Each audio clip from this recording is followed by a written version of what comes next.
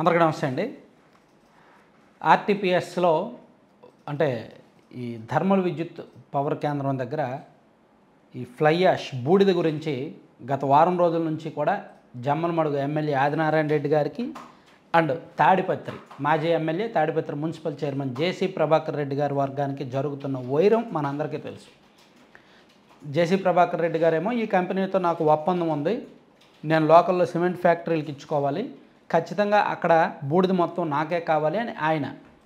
లేదు, ఇది నా నియోజకవర్గంలో ఉంది, మా ప్రాంతంలో రైతులు దీనికి ఇస్తున్నారు కాబట్టి ఇక్కడ వచ్చే బూడిదతో మా నియోజకవర్గంలో మేము రోడ్లు వేసుకుంటాము, మేమే వాడుకుంటాము అని చెప్పి ఈయన ఆదినారాయణ రెడ్డి గారి వర్గం. ఇట్లా ఈ రెండు వర్గాలు వారం రోజుల నుంచి వివాదం జరుగుతోంది. ఒకరినొకరు బహిరంగంగా సవాల్ చేసుకున్నారు. జేసీ ప్రభాకర్ రెడ్డి గారు అయితే వార్నింగ్ ఇచ్చారు, నా టిప్పర్ లేకపోతే నేను ఇచ్చేస్తా అని చెప్పి వార్నింగ్ ఇచ్చారు.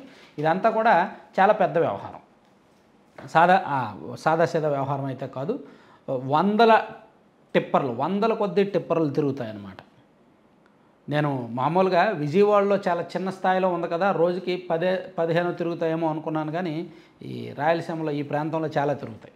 సో దీనిలో మనీ ట్రాన్సాక్షన్స్ గట్టిగానే జరుగుతాయి, ప్లస్ అయితే లీగాలిటీ కొంత ఉంటుంది, ఇల్లీగాలిటీ కొంత ఉంటుంది. అధికారికంగా కొన్ని వెళ్తాయి, అనధికారికంగా కొంత ఉంటాయి. సో దీనిలో జేబులో వేసుకునేవి అవినీతి వ్యవహారాలు, మామూలు కమిషన్లు ఇవి కూడా ఉంటాయి. సరే, ఏదైనా సరే జేసీ ప్రభాకర్ రెడ్డి గారు ఏంటంటే గత కొంతకాలంగా ఆ తాడిపత్రి నియోజకవర్గంలో సిమెంట్ ఫ్యాక్టరీలు ఎక్కువ. సో వాళ్ళకి ఈ బూడిదతో వాళ్ళకి ఎక్కువ పని ఉంటుంది కాబట్టి సప్లై చేస్తానని ఆయన ఒప్పుకున్నారు, ఒప్పందం చేసుకున్నారు కాబట్టి ఆయనే చేస్తున్నారు, సుదీర్ఘకాలంగా ఆయనే చేస్తున్నారు. కానీ ఇప్పుడు ఈ ఆదినారాయణ రెడ్డి గారు ఏంటంటే ఇది లోకల్లో తయారవుతుంది, మా నియోజకవర్గము మా లిమిట్స్లో ఉంది, మా రైతులు భూములు ఇస్తే వాళ్ళు ఇక్కడ పెట్టుకున్నారు, సో ఇక్కడ మేము నియోజకవర్గంలో రోడ్లు వేసుకోవడానికి ఆ బూడిద మాకు చాలా ఉపయోగపడుతుందని ఈయన. ఇద్దరికీ కూడా అంతిమంగా లాభాపేక్ష, అంతిమంగా దీనిలో వచ్చే వ్యవహారాలు, కమిషన్లు, డబ్బులు, వ్యాపారాలు బోల్డ్ ఉంటాయి. అదంతా వేరు. ఎవరు కూడా ఫ్రీగా ఎవరు కూడా ఉత్తుగా దీనికోసం అయితే చేయరు. ఆయన సిమెంట్ కంపెనీల దగ్గర డబ్బులు తీసుకొని చేసేదే, ఈయన కూడా కాంట్రాక్టుల దగ్గర తీసుకునేది. అందులో ఏమీ రాజీ లేదు. కాకపోతే ఇద్దరు ఎవరి పట్టుదలలో వాళ్ళు ఉన్నారు, ఇద్దరు బలవంతులే, ఇద్దరు పార్టీలకు కావాల్సిన వాళ్ళే. ఆదినారాయణ రెడ్డి గారు మాజీ మంత్రి, గతంలో మంత్రిగా పనిచేశారు, బీజేపీలో ఇప్పుడు కీలకమైన నాయకుడిగా ఉన్నారు.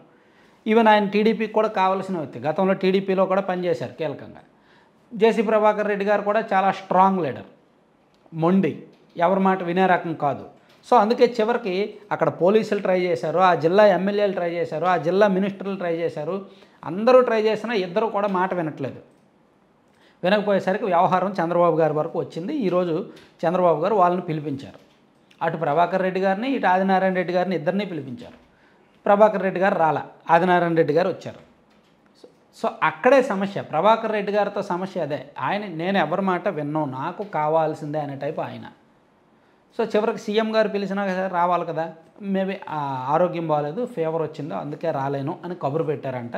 సో ఆదినారాయణ రెడ్డి గారికి ఇది ఒక అవకాశంగా మారిందనమాట. చూడండి, సీఎం గారు పిలిచినా ఆయన రాలేదు, ఇక్కడ మా రైతులు అడుగుతున్నారు, మా రైతులు భూములు ఇచ్చారు కాబట్టి వాళ్ళ డిమాండ్ అది, వాళ్ళు అడుగుతున్నారు కాబట్టి నేను పట్టుబట్టాల్సి వచ్చింది అని చెప్పి ఆదినారాయణ రెడ్డి గారు సీఎం గారిని కలిసి వచ్చిన తర్వాత ఆయన చెప్తున్నారు.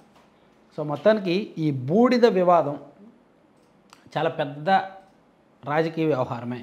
ఇది ఇప్పటితో తెగేదైతే కాదు. దీనిలో 2 మార్గాలు ఉన్నాయి. వచ్చిన వాటిల్లో సగం వీళ్ళు సగం వాళ్ళు వాడుకునేలాగా ఉండొచ్చు. అలా సగం ఒప్పుకోకపోయినా ఇప్పుడు వేరే చోట్ల, విజయవాడ లాంటి చోట్ల అయితే అలాగే చేస్తున్నారు. లోకల్ ఎమ్మెల్యే గారు 80% వాడుకుంటున్నారు, లోకల్ ఎంపీ గారు 20% వాడుకుంటున్నారు, వాళ్ళకి నచ్చిన వాళ్ళకి పంపించుకుంటున్నారు.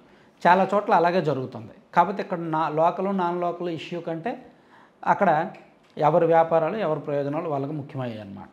సో దీన్ని చంద్రబాబు గారు ఏ విధంగా డీల్ చేస్తారు, ఎలా కాంప్రమైజ్ చేస్తారు అనేది అంత ఆషామాషి వ్యవహారం అయితే కాదు. సాధారణంగా చంద్రబాబు గారికి ఇటువంటివి ఎక్స్పీరియన్స్ అయ్యారు, ఆయన కెరీర్లో ఎంతోమంది నాయకులను చూశారు కదా. కాకపోతే జేసీ ప్రభాకర్ రెడ్డి గారిని వంచడం అయితే అంత ఈజీ కాదన్నమాట.